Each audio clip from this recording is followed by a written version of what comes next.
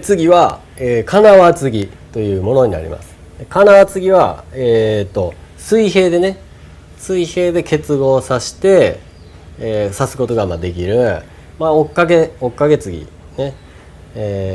に、よく似た継ぎ手になります。で、ペグを、このね垂直方向に、使っていくっていうのが特徴になりますね。はい、でこのペグをこう外して、はい、そしてこう水平に、結合をさせて、それでやっと分解できるというようなジョイナリーになります。ですんでこれも、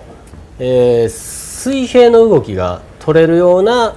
状態で組み込んでいかないと、これはもう結合が不可能ね。だから、この場合やったらこういうふうに材料がですね、こうぐーっとこうね、多少こうぐーっと広がるね、こうぐーっと広がる、そういう組み方の時に、唯一使えるということになります。もちろんこうやってね、下で地面でこう合体させてですね、地面で合体させてこういうふうにぐーっと上げて、こういうふうに乗せることも可能ですけれども、こんだけ長い材料を人力で上げるっていうのはなかなか大変なんですね。ですから人力で上げる場合はやはり下でこう分解した状態でですね、でこう一つずつ、一つずつ乗して、でこれも乗せるんですけど、でその時に乗して、その時にこういうふうにね、材料がこうある程度フレキシブルになるような環境を確保できるかっていうのを前提にこのジョイナリーを選択する必要がある、ね、だから、この柱がですね、こんなぐらい短かったらちょっとそういう可動域っていうものは確保できないんで、あまりこうね、そういう場所では採用することはできない、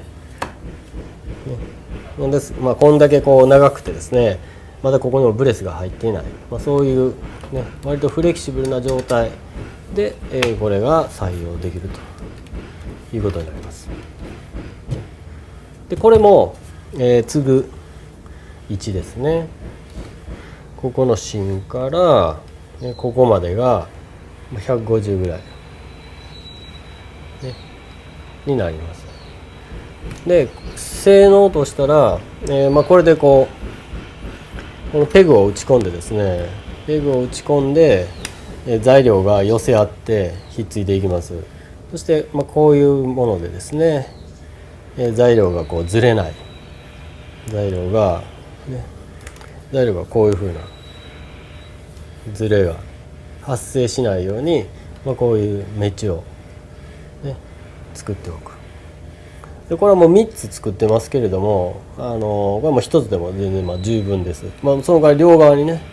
こちらもこちらも作っておく必要はありますけれども、同じものを2つね、全く同じものを2つ作って、できるという、非常に効率が良くて、強度も非常にある、そういう金輪継ぎですね。僕の一番大好きな、ジョイナリーになります。